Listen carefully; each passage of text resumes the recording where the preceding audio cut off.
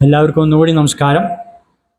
ഭഗവാന്റെ കൃപ കൊണ്ട് ഇങ്ങനെ ഒരു സന്ദർഭത്തിൽ രണ്ട് വാക്ക് പറയാൻ സന്ദർഭം കിട്ടിയത് വളരെ നന്ദിയുണ്ട് ഭഗവാനോടും ഗുരുക്കന്മാരോടും എല്ലാവരോടും. പ്രത്യേകിച്ച് രാജ്നാഥ് സ്വാമിയെ പറ്റി കൂടുതലായിട്ട് എനിക്ക് അറിയില്ല.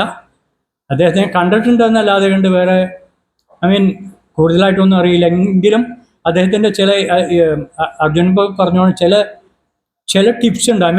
അദ്ദേഹത്തിൻ്റെ ചില സ്വഭാവങ്ങൾ, അദ്ദേഹത്തിൻ്റെ ചില വാക്കുകൾ, അതെനിക്ക് ഓർമ്മ വന്നു, അത് ഞാൻ പറയുകയാണ്. 2-3 തത്വങ്ങളാണ് അദ്ദേഹം പറഞ്ഞിരുന്നത്. ഒന്ന് പറയുന്നത്, ഈ ഭൗതിക ലോകത്ത് ഈ എല്ലാവരുടെയും ഭൗതികമായിട്ട് പറയുകയാണെങ്കിൽ എല്ലാവരും കണക്കാക്കിയിരിക്കുന്നത് ഇത് തന്നെയാണ് റിയൽ ലൈഫ് എന്നാണ് എല്ലാവരും കണക്കാക്കിയിരിക്കുന്നത്. ആക്ച്വലി അതല്ല, ലൈഫ് ഇതല്ല, ഇത് മായയുടെ ഒരു വേറൊരു വേർഷനാണ് എന്ന് ആരും മനസ്സിലാക്കുന്നില്ല എന്ന് അദ്ദേഹം പറയുന്നു. അതിനെപ്പറ്റി അദ്ദേഹം ലെക്ചറും തന്നിട്ടുണ്ട്. രണ്ടാമത്തെ പറയുന്നത്, ഈ ലോകം തന്നെ മായയാണ്, പക്ഷെ സത്യമാണ്, പക്ഷെങ്കിലും മായയ്ക്ക് അടിമപ്പെട്ട് മായയാണെന്ന് അദ്ദേഹം പറയുന്നു. മൂന്നാമത്തേത് അദ്ദേഹം പറയണത് എന്താണ്, നമ്മൾ ഈ കാണുന്ന ഈ ഭൗതിക ലോകത്ത് കാണുന്ന എല്ലാ വസ്തുക്കളും എല്ലാം തന്നെ ചരാചരങ്ങളും ചരിക്കുന്നതും ചലിക്കാത്തതും എല്ലാം തന്നെ എല്ലാ വസ്തുക്കളും ഭഗവാന്റെ എന്താണ് അധീനത്തിലാണ് എന്നുള്ളത് ആരും മനസ്സിലാക്കുന്നില്ല എന്ന് അദ്ദേഹം പറയണത്. കാരണം എന്ന് വെച്ച് കഴിഞ്ഞാൽ എല്ലാം നമ്മൾക്ക് വേണ്ടി, ചില ആൾക്കാർ പറയുന്നുണ്ട് ഈ കാണുന്നതെല്ലാം നമ്മളുടെ സുഖത്തിന് വേണ്ടി, നമ്മളുടെ താല്പര്യങ്ങൾക്ക് വേണ്ടി ഭഗവാൻ സൃഷ്ടിച്ചാന്ന് പറയുന്നു. പക്ഷെ അങ്ങനെയല്ല, അദ്ദേഹത്തിൻ്റെ ആണ്. പക്ഷെ നമ്മുടെ തത്വം എന്താണെന്ന് വെച്ച് കഴിഞ്ഞാൽ ഇത് മനസ്സിലാക്കിയിട്ട് നമ്മൾ ഭഗവാനെ സേവിക്കാനാണ് നമ്മൾ പഠിക്കേണ്ടത്. ആ സേവ ചെയ്യുന്നതിന് പകരം ഇത് നമ്മൾ അത് സ്വയം അനുഭവിക്കാനാണ് നമ്മൾ ശ്രമിക്കുന്നത്. അത് തെറ്റാണെന്ന് അദ്ദേഹം പറയുന്നു. അതേപോലെ തന്നെ മോറൽ പ്രിൻസിപ്പിള്, സാമൂഹ്യ മര്യാദ, അദ്ദേഹത്തിൻ്റെ വചനങ്ങളാണ്. സാമൂഹ്യ മര്യാദകൾ നമ്മളെല്ലാവരും വലിയ കാര്യത്തിൽ സംസാരിക്കും, പ്രസംഗിക്കും, എല്ലാവരും പ്രസംഗിക്കും. അതങ്ങനെയാണ്, ഇതിങ്ങനെയാണ്, അത് ചെയ്യാൻ പാടില്ല. പിന്നെ നമുക്കൊരു അവസരം വരുമ്പോൾ ഈ സാമൂഹ്യ മര്യാദ ഒന്നും ഇല്ലാണ്ടാവുന്ന അദ്ദേഹം പറയണത്. ഒന്നും അതൊരു പ്രശ്നമല്ല. ആ മര്യാദ വിട്ടിട്ട് അദ്ദേഹം പ്രവർത്തിക്കാൻ ശ്രമിക്കുന്നു. അതേപോലെ തന്നെ ഈ എന്താണ്,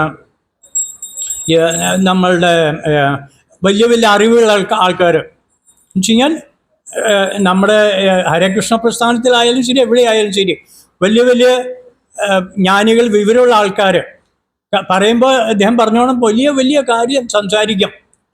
പക്ഷേ രാജ്നാഥ് സ്വാമി പറയുന്നത് എന്താണെന്ന് വെച്ച് കഴിഞ്ഞാൽ, എന്തെങ്കിലും എവിടെയെങ്കിലും ഒരു പ്രശ്നം ഉണ്ടാവുക, അല്ലെങ്കിൽ അദ്ദേഹത്തിന് തോന്നുക എനിക്ക് എങ്ങനെയായാലും എനിക്ക് മുക്തി കിട്ടണം, എനിക്ക് ഇവിടുന്ന് മോക്ഷം കിട്ടണം, അതാണ് എൻ്റെ ഉദ്ദേശം. മറ്റുള്ളവർക്ക് ആർക്ക് എന്ത് സംഭവിച്ചാലും എനിക്ക് വിരോധമില്ലാന്ന്.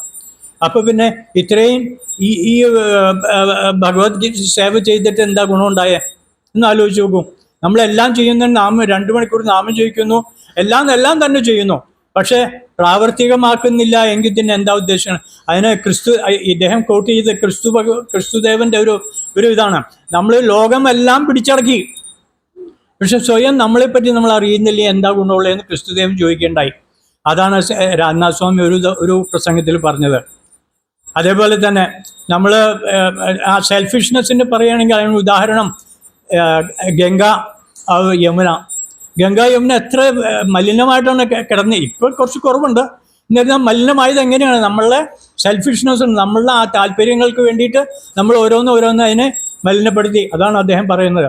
അപ്പം ഇതൊക്കെ നമ്മൾ ഒഴിവാക്കിയിട്ട് നമ്മൾ കുറേയും കൂടി, ഒറ്റയടിക്ക് നമുക്ക് മാറ്റാൻ സാധിക്കില്ലെങ്കിൽ കുറേയും കൂടി നമ്മൾ കുറച്ചും ശ്രദ്ധിച്ചിട്ട് നമ്മൾ മുന്നോട്ട് പോകാൻ തീർച്ചയായിട്ടും ഇത്തരം ആൾക്കാരുടെ, ഇത്തരം ആചാര്യന്മാരുടെ വാക്കുകൾ കേട്ട് അത് പ്രാവർത്തികമാക്കാൻ ശ്രമിക്കുക. 100% പറ്റിയില്ലെങ്കിൽ കുറച്ചെങ്കിലും നമ്മൾ ശ്രമിച്ചു കഴിഞ്ഞാൽ തീർച്ചയായിട്ടും നമുക്കത് സാധിക്കും. പിന്നെ അദ്ദേഹത്തിൻ്റെ ജനനത്തെ പറ്റി പറയുകയാണെങ്കിൽ അദ്ദേഹം 1950 ഡിസംബർ 7 ജനിച്ചത് ചിക്കാഗോയിൽ. അതിനുശേഷം 19-ാം വയസ്സിൽ അദ്ദേഹം സ്ഥലം വിട്ടു. അവിടുന്ന് അദ്ദേഹം സ്ഥലം വിട്ടിട്ട് യൂറോപ്പ്, മിഡിൽ ഈസ്റ്റ് ഇവിടെയൊക്കെ കറങ്ങി തിരിഞ്ഞ് അവസാനം ഹിമാലയത്തിലെത്തി. അവിടെ ഒരു വർഷം അവിടെ കഴിഞ്ഞുകൂടി എന്നാണ് പറയുന്നത്. അതിനുശേഷം 1971 അദ്ദേഹം ബോംബെയിലെത്തിയപ്പോൾ ക്രോസ് മൈതാൻ എന്ന് പറഞ്ഞൊരു മൈതാനമുണ്ട്. അവിടെയാണ് ഈ മിക്ക ആധ്യാത്മിക മീറ്റിങ്ങുകളൊക്കെ നടക്കുന്നത്. അവിടെ വന്നു കഴിഞ്ഞപ്പോൾ അദ്ദേഹത്തിന് പ്രഭുപാദിനെ കാണാൻ സാധിച്ചു. 71 1971 അദ്ദേഹം പ്രഭുപാദിനെ കണ്ടത്. പിന്നീട് 72 അദ്ദേഹം വൃന്ദാവനത്തിൽ, ന്യൂ വൃന്ദാവൻ, വെസ്റ്റ് വെർജീനിയ, അവിടെ ജോയിൻ ചെയ്തു. 71 അദ്ദേഹം വന്നിട്ട് ഇനിഷ്യേഷൻ എടുത്തു. ഇനിഷ്യേഷൻ എടുത്തിട്ട് പിന്നെ ബോംബെയിൽ തന്നെയായിരുന്നു. ബോംബെയിൽ അദ്ദേഹം ഭക്തിവേദാന്ത ഹോസ്പിറ്റല്, സ്കൂളുകൾ, ആശ്രമങ്ങൾ, ഫാം, ഇതിനെല്ലാം അദ്ദേഹം ശ്രമിച്ചു. അതൊക്കെ അദ്ദേഹത്തിൻ്റെ കഴിവ് തന്നെയാണ്. ഇത്തരത്തിൽ ഇപ്പോൾ അദ്ദേഹം ബോംബെ തന്നെ ഉണ്ട്. വളരെയധികം എന്താ പറയുക, വളരെ നല്ല നല്ല സേവകൾ